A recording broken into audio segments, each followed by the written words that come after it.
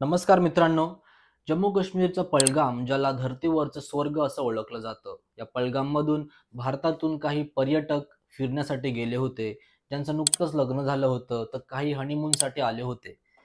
हे पर्यटक पहलगामचं निसर्ग सौंदर्याचा आनंद घेत असताना पाकिस्तानच्या 4 दहशतवादी, जे जम्मू काश्मीर पोलिसांच्या वेशामध्ये होते, त्यांनी बंदुकीच्या जोरावरती आधी पर्यटकांना विचारलं, "तुमचा धर्म काय?"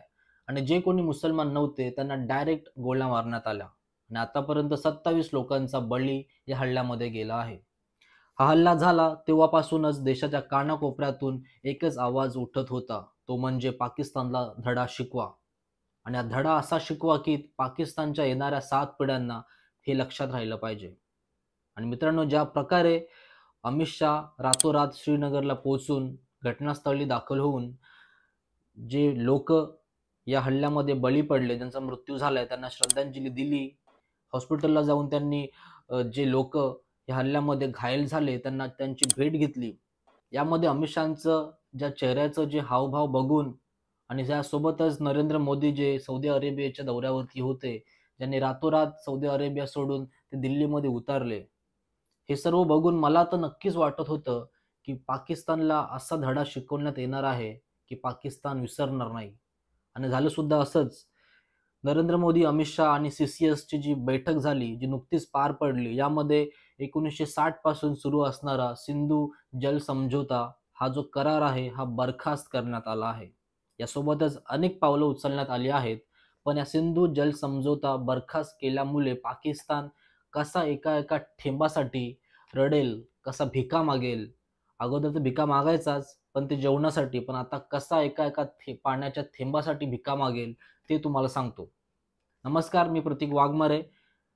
जर तुम्ही पहिल्यांदा चॅनलवरती आला असाल, तर पटकन व्हिडिओच्या खालचं सबस्क्राईबचं बटन दाबून घ्या आणि असंच मित्रासोबत राहा. सर्वात पहिले सिंधू वॉटर ट्रीटी किंवा सिंधू वॉटर समझोता हे काय आहे, हे तुम्हाला सांगतो.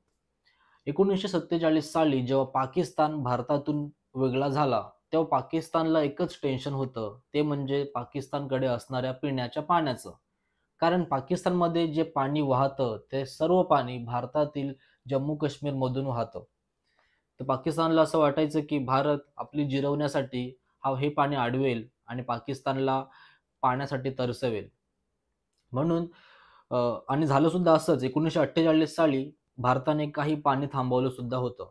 मग पाकिस्ताननी आंतरराष्ट्रीय स्तरावरती हा इश्यू नेला आणि मग 19 सप्टेंबर 1960 रोजी तत्कालीन पंतप्रधान जवाहरलाल नेहरू आणि पाकिस्तानचे पंतप्रधान अयूब खान यांनी कराचीमध्ये सिंधू वॉटर ट्रीटी साइन केली.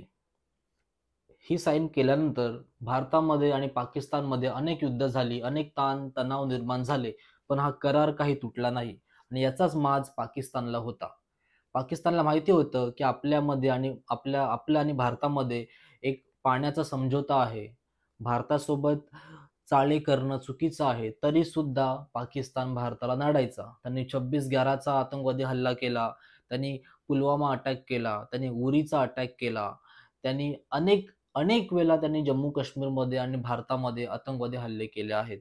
माहिती असून सुद्धा, की आपलं पाणी भारताच्या हातामध्ये आहे. कारण पाकिस्तानला एक गैरसमज झाला होता, की भारत हा देश फक्त आकाराने मोठा आहे, पण त्याचे त्यांची नेत्यांची बुद्धी ही खूप कमी आहे. पण ते चुकीचं होतं. आता मंगळवारी जो पर्यटकांवरती हल्ला झालाय, त्या हल्ल्यामुळे नरेंद्र मोदी, अमित शहा हे पेटून उठले होतेच आणि हे माहीत होतं, की हे दोघं असं काहीतरी पाऊल उचलतील, ज्याने पाकिस्तानला त्यांचे दिवस काढण्यासाठी पाणी उरणार नाही. पाकिस्तानला रस्त्यावरती आणल्याशिवाय हे दोघं सोडणार नाहीत आणि केलं सुद्धा असंच. मीटिंगमध्ये नरेंद्र मोदी, गृहमंत्री अमित शहा यांनी सिंधू वॉटर ट्रीटी बरखास्त केली. आता बरखास्त केल्यामुळे तुम्हाला प्रश्न पडला असेल, की याचा पाकिस्तानला नुकसान काय होऊ शकतं? तर सर्वात पहिली गोष्ट, सिंपल गोष्ट तुम्हाला सांगतो, पाकिस्तानचं सर्व पाणी भारतातून जातं. जर भारताने या सर्व नद्यांवरती म्हणजे पाकिस्तानला ज्या नद्या दिल्यात, ज्यामध्ये सिंधू नदी, चेनाब, झेलम ह्या नद्यांचं पाणी पाकिस्तानला जातं. पण ह्या नद्या जातात भारतातील जम्मू काश्मीरमधून. आता हा करार बरखास्त केल्यामुळे भारत ह्या नद्यांवरती मोठमोठे जे आपले धरणं आहेत, हे धरणांनी हे पाणी अडवेल. हे पाणी पाकिस्तानमध्ये जाऊ देणार नाही आणि पाकिस्तान एका एका पाण्याच्या थेंबासाठी तरसेल आणि तेव्हा पाकिस्तानाला जाणीव होईल की आपण किती मोठी चूक केली, आपण किती मोठं पाप केलं ह्या निर्दोष लोकांचा जीव घेऊन. सिंधू वॉटर ट्रीटी बरखास्त केल्यासोबतच अनेक पावलं उचलण्यात आली आहेत. त्यामध्ये सर्वात पहिलं तर भारताचं पाकिस्तानच्या इस्लामाबादमध्ये जे हाय कमिशन आहे ते तत्काळ इमिजिएटली बंद करण्यात आलं आहे. आपले ऑफिसर्स परत भारतामध्ये बोलवण्यात आले आहेत. त्यासोबत पाकिस्तानचे जेवढे पण नागरिक भारतामध्ये आहेत त्या सर्वांना इमिजिएटली भारत सोडून जाण्यास सांगितलं आहे. यासोबतच पाकिस्तानच्या कोणत्याच नागरिकाला भारताचा विजा भेटणार नाही आणि पाकिस्तानचे जे हाय कमिशन भारतामध्ये आहे त्यांना एका आठवड्याच्या आतमध्ये भारत सोडून जाण्यास सांगितलं आहे. हे असे काही अतिशय तिखट पावलं गृहमंत्री अमित शहा आणि मोदी यांनी उचलले आहेत. त्यामुळे मला तरी असं वाटतंय मित्रांनो, लहानपणी आई बोलायची दुश्मनाला पण पाणी पाजा, पण आपला दुश्मन असा आहे की त्याला आपण जितकं पाणी पाजू तो तितकंच आपल्यावरती मुतेल. आणि पाकिस्तानची हीच घाणेरडी सवय मोडून काढण्यासाठी, पाकिस्तानला कायमचा धडा शिकवण्यासाठी हे करणं गरजेचं होतं. पाकिस्तानचं पाणी थांबवणं हे गरजेचं होतं. पाकिस्तानची नस दाबणं गरजेचं होतं आणि हे पाऊल उचलून अतिशय योग्य निर्णय भारत सरकारने घेतला आहे असं मला वाटतंय. मित्रांनो, तुम्हाला काय वाटतं? पाकिस्तानचं पाणी थांबून पाकिस्तान लाईनीवरती येईल का? पाकिस्तानला त्यांची चूक समजेल का? पाकिस्तानला जाणीव होईल का की आपण किती मोठे पाप केलेत? तुमचं मत काय? हा करार बरखास्त केल्याबद्दल आणि हा करार सोडून अजून कोणते पावलं नरेंद्र मोदी आणि अमित शहा यांनी उचलायला हवेत याच्याबद्दल तुमचं वैयक्तिक मत मला खाली कमेंट करून सांगा.